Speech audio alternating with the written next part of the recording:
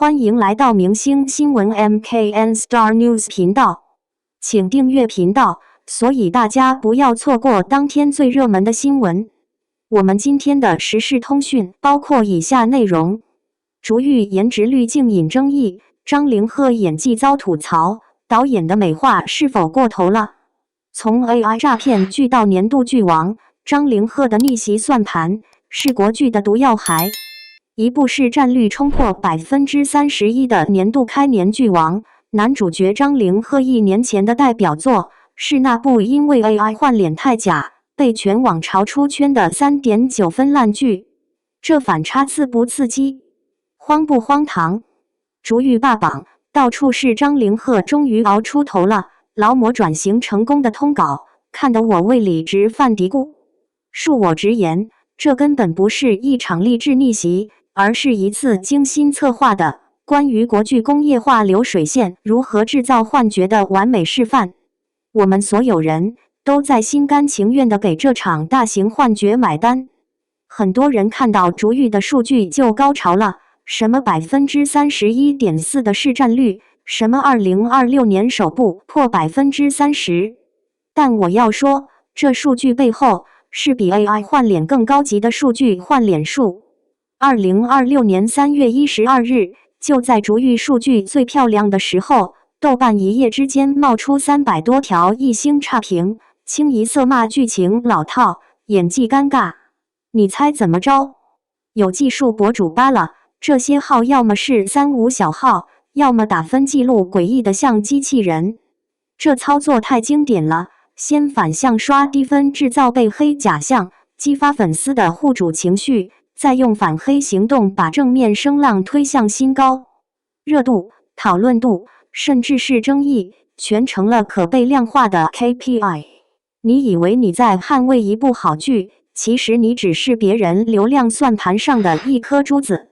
更讽刺的是男主角本人，张凌赫的劳模人设听起来是拼命三郎，但你看他走的是什么路？2025年那部 AI 诈骗剧扑得亲妈不认，豆瓣3.9分定在耻辱柱上。这才过去1年，他就凭着一部美强惨妇黑猴爷加反套路屠户女的标准公式剧，摇身一变成了开年剧王。这哪里是演技的飞跃？这分明是选剧赛道的一次精准投机。从爱换脸到数据换脸，变的只是技术手段，不变的是那条顶流加 IP 加反套路的工业流水线。只要站在风口，猪都能飞，更何况是一个长得好看、愿意无缝进组的劳模。我始终认为，一个健康的内容市场不该为这种精准的平庸欢呼。竹玉的火在他把过去几年所有爆款元素权谋、甜宠、先婚后爱、双强人设用最高效的方式组装了一遍。他很安全，也很聪明，但他唯独不新。曾庆杰导演的上一部《九重子》就是这么干的，现在竹玉再来一遍，换汤不换药。业内有个匿名编剧前几天吐槽，说这剧本就是流水线拼装产物。话很难听，但一针见血。当资本发现比起花3年摸一个好剧本，不如花3个月复刻一个成功公式更赚钱时，真正的创作就已经死了。张凌赫的逆袭看似是个人的胜利，实则是整个行业路径依赖到极致的缩影。我们一边骂着剧越来越难看，一边又把播放量、热搜榜送给这些高度雷同的工业品，然后期待着下一个奇迹。所以别忙着吹什么张凌赫时代来了，我们应该问问自己，我们到底是在为一个演员的成长鼓掌，还是在为一条越来越窄、越来越快的工业流水线递上掌声和钞票？当爆款可以像快餐一样被标准化生产时，下一道菜你还吃得下去吗？竹玉开播即爆，双平台热度值直接冲破23000大关，腾讯视频热度破万，张凌赫更成为95后小生中第一个拿下3平台破万的演员。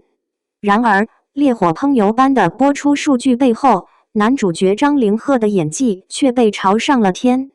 面无表情，眼神空洞，像精致蜡像。舆论迅速发酵，让这部剧在热度与争议中徘徊。这些差评背后，真的是演员一个人的问题吗？当观众看着屏幕上那张被抹得近乎完美的脸，质疑声渐起时，或许应该揭开争议背后的多层真相。镜头下的假面导演美学对表演的吞噬。导演曾庆杰的镜头下，张凌赫帅出了新高度。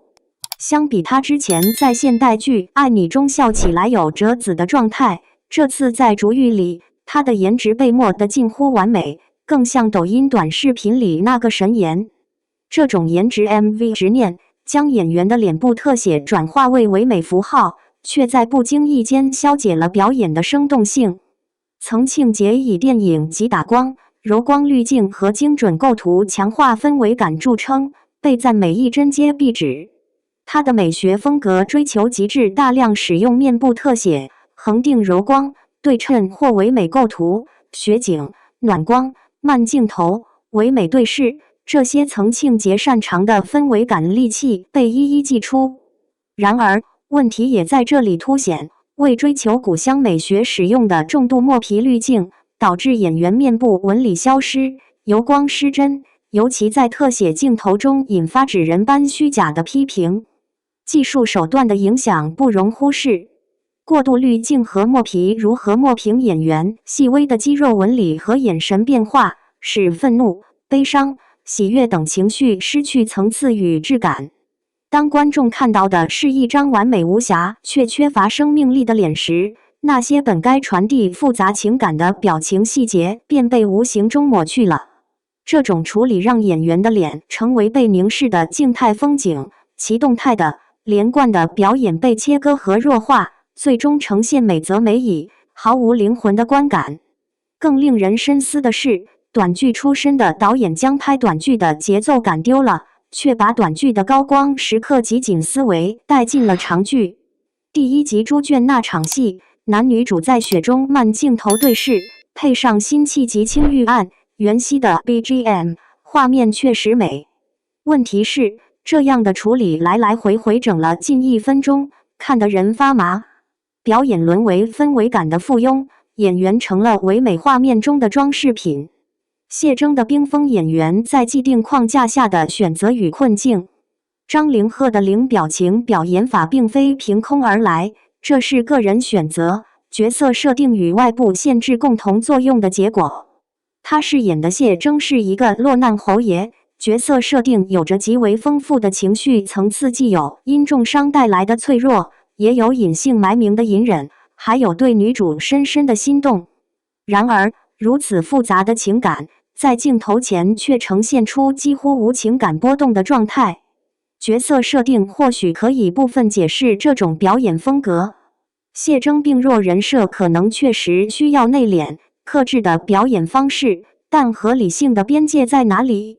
当官兵搜查至家门口，他的气喘声没有一丝急迫感，眼神中更没有半点惊慌。讲起自己的身世时，他的眼神空洞，仿佛在发呆，完全没有一点悲伤或情感波动。这种表演上的断点，直接导致了剧情核心动力的失效。演员的安全区困境在这里暴露无遗。为贴合角色，张凌赫主动减重了15斤，结果面部皮肤松弛，表情管理成了难题。推测减重可能导致的生理状态，脸颊凹陷、气色不佳，或许让他不敢做大表情，以防崩坏镜头前的唯美形象。当演员为了维持角色美感而选择克制表演风格时，表演的真实性和感染力便打了折扣。表演模式的固化也值得关注。对比张凌赫在《苍兰诀》《宁安如梦》等剧中的表演，分析其淡、稳、收的表演模式是否已形成路径依赖。在《苍兰诀》中，长恒仙君那种温润如玉、无需过多表情的设定，恰好完美避开了他的表演短板。仙侠滤镜和克制的表情管理，成就了一个经典角色。然而，一旦脱离这种特定氛围的庇护，问题便暴露无遗。无论是现代剧还是古装剧，对他的挑战都是全方位的。系统的共谋古偶市场的重型轻神与恶性循环。行业生态优先追求视觉奇观和快餐式消费，共同造就了演技争议的土壤。逐玉的热度高开低走，一边是烈火烹油般的播出数据，一边是不断流失的观众。这种诡异的冰火两重天，恰恰反映了当前古偶市场的深层矛盾。市场偏好与制作逻辑剖析出古偶市场颜值及正义分为感知上的黄金法则。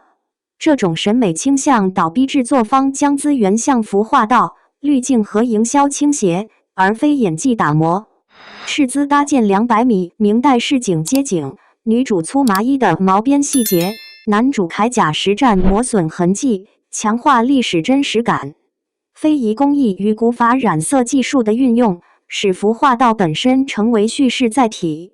然而，当视觉奇观成为首要追求时，表演的深度便被边缘化了。对演员的塑造与挤压在这种环境下尤为明显。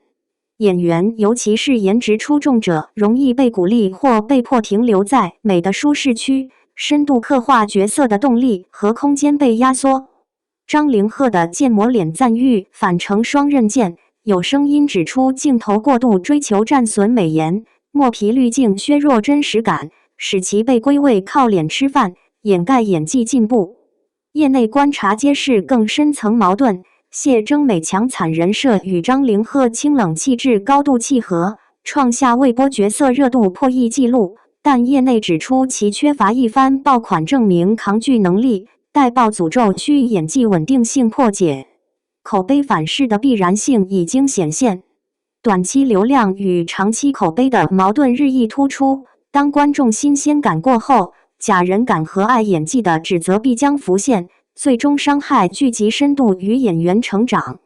逐玉的烟火气缺失就暴露了这一问题。原作《侯夫人与杀猪刀》前半部为种田文基调，但曾庆节标志性的精致打光与置景，削弱了屠户女应有的市井粗粝感。观众批评杀猪女穿将洗发白的粗麻衣立于一尘不染的肉铺，生活质感被美学追求消解。逐玉的演技争议是导演美学、演员表演与行业风气三者交织的复杂产物，不能简单归咎于一方。当唯美镜头吞噬了表演的灵魂，当市场偏好挤压了演技的空间，当演员在颜值与真实之间艰难抉择，我们看到的或许不只是一个人的表演困境，而是一个行业的审美迷失。你认为逐玉里谢征这个角色立不住，到底是张凌赫演技的锅，还是导演和后期制作的美化过了头？是演员硬突破导演框架，还是导演硬给表演留白，亦或是行业需要重新审视美的定义？欢迎在评论区分享你的看法。